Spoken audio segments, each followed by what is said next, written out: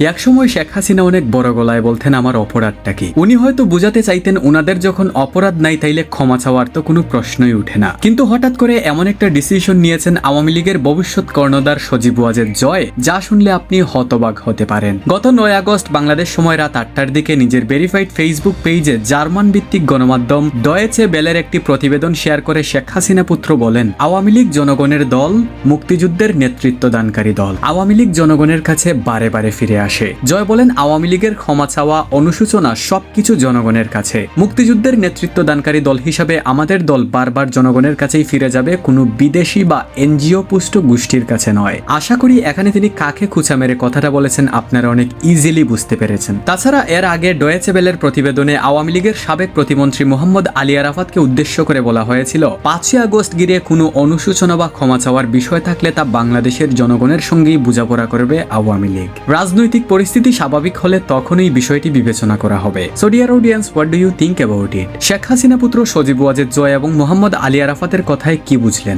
আসলেই কি জনগণের কাছে ক্ষমা চাইবে আওয়ামী লীগ? এ নিয়ে আপনার পার্সোনাল ওপিনিয়ন অবশ্যই কমেন্টে জানাবেন, and please guys subscribe to our channel.